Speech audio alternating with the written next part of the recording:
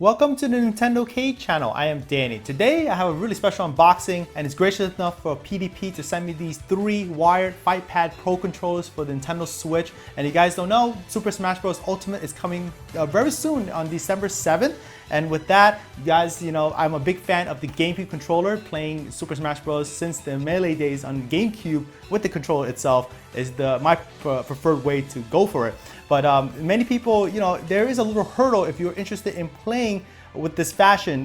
You have to get a controller and an adapter. I'll get into it in a little bit, but first of all, the showcase of these 3 controllers is amazing. You guys can see this is a Mario, Zelda, and Pikachu theme, and the box are very colorful. So I'm gonna go through it very quickly, give you guys an idea of what to expect when you get this package.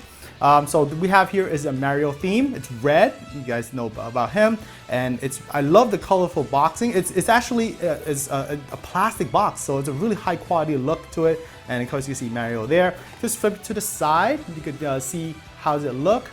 Really nice photograph of the controller.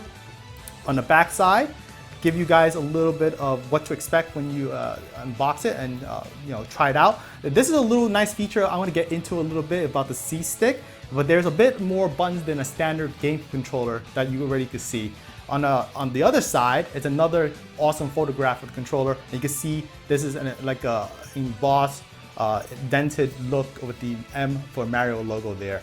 All right, so next one would be the Legend of Zelda Breath of the Wild, and obviously is Link in a blue theme. And what's nice, it's the same style as the Mario before, but it has the Hylian shield there in the center. Flipping to the side, you can see a little bit more of the details of the buttons and the analog joystick. On the back, same thing as the Mario again. Give you guys a little detail. And on the another angle of the controller for this edition. And finally, and all those Pikachu fans out there for Pokemon, this is a really amazing yellow colored controller. Not often I see yellow color controller. Very cute Pikachu there, and you can see right there Pikachu kind of looking forward to something. Maybe the game itself, who knows. Up to the side, you see the analog joystick and the buttons again. On the back side, give another look at that. And for finishing it off, a top side of the 4 buttons, shoulder buttons that's available on this controller. All right, so we're gonna get right into it. So opening all 3 of them, you can see right off the bat, they look amazing in person. And what you get from the actual packaging when you open it is very simple. They give you a little bit of an instruction manual, but I'm gonna go through it very quickly. It's very simplistic. And each of them do include this little analog joystick here that you can actually replace it, but I want to get into it a little bit. But so there's one of each, so I have all 3 since I have 3 controls, so you guys get the idea of that. I'm going to start with the Mario controller here. You guys notice that there are more buttons than a standard game controller. That's for a reason. This is like a hybrid controller of if you guys are old school like me, you got an original game controller. Like, this is one of the cool things about recently that Nintendo released is a Super Smash Bros. Ultimate GameCube controller, and this is a lot of people's preferred choice of playing Super Smash Bros. The old school days the way to play that way anyway. But I'm going to show you my old school game controller. This is the one I've been using for like over a decade now. This is the Platinum controller. It's the one that I go to. And if you guys notice that the layout is exactly the same as these new controls, but it's also including buttons that are reminiscent of a Pro controller, of a modern day Nintendo Switch Pro controller. It has all the home button and the photo capture button right there, the minus button, the plus button, so all of this there, and of course including the analog joystick, directional button, C stick, and A, B, X, Y, and also the shoulder buttons there. But they have a little bit more, so I'm going to use the Mario for an example here.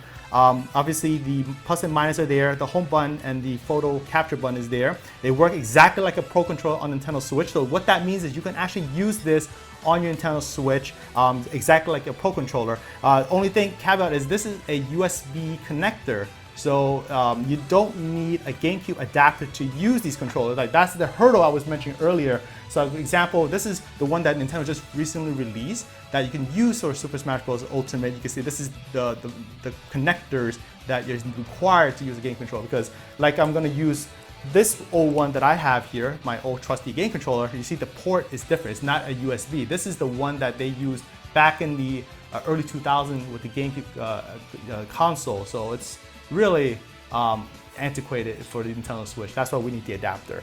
So that's the thing. This is a plug and play. You don't have to worry about too much in terms of connecting them. Just giving through the look of it, it's a red and black design. So on the back side, it's all black, but on the top side, this is where it gets interesting. Unlike a GameCube controller, the only game controller only has an L and R, and there's a Z trigger. So I'm assuming the R will be used as a Z trigger if you're playing Super Smash Bros. Ultimate. There's a ZL and a ZR, very representative of Pro Controller as well. So you can actually use this controller for many of the Nintendo Switch games out there, like Super Mario Odyssey, Mario Kart 8 Deluxe, Splatoon 2, but just be aware it doesn't have motion control. So if you want to use this controller for Splatoon 2, you have to use it without the motion control. So if you're comfortable with that, you'll be controlling the camera with the C stick.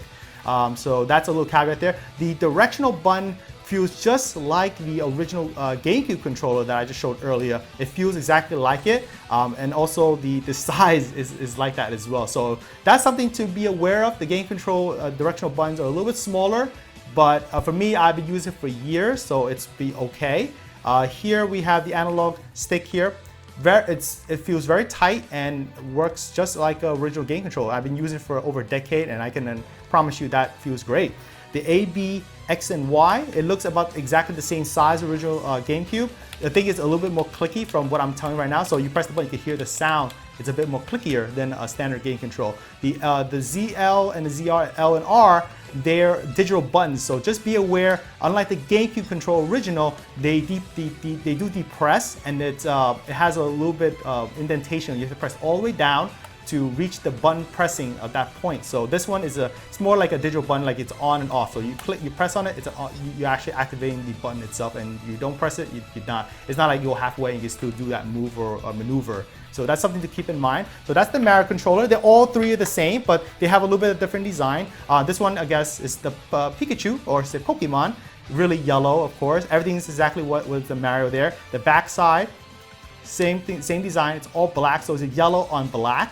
Really cute. I love the design. This is just all three of them is this logo here is raised, so it's not a printed design. It's something that you can see that it has an indentation to. It's not something printed. It's really high quality. Another thing to mention is the grip itself is longer than a regular GameCube controller, and it's really comfortable. You can see my hand orientated to that. So if you have big hands, this might be a better option for you versus original GameCube.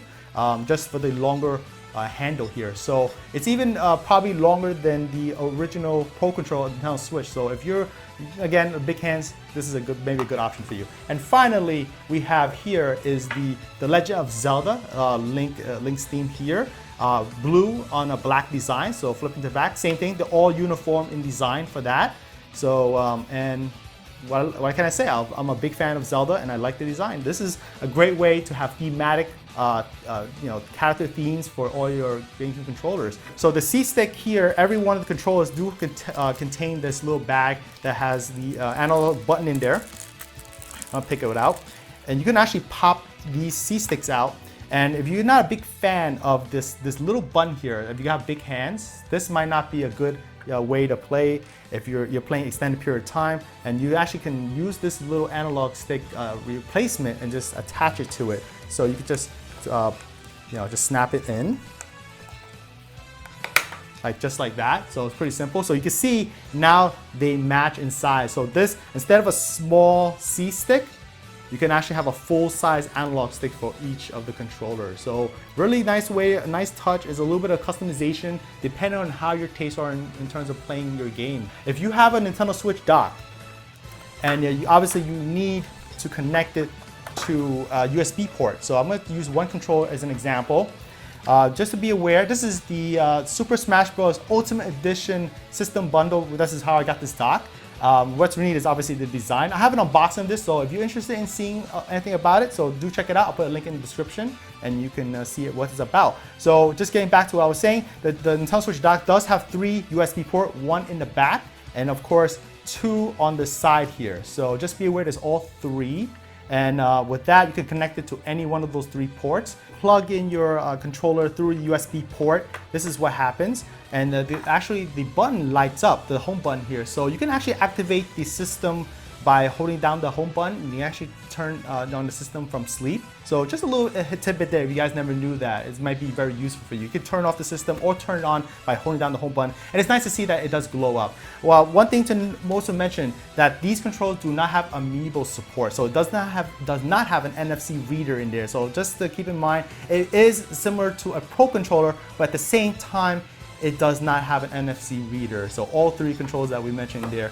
The length of the cable itself is actually 10 feet long, so you don't have to worry about getting too close to the TV, and it's pretty well-designed cable. It's actually very thick, and 10 feet is plenty for most usage.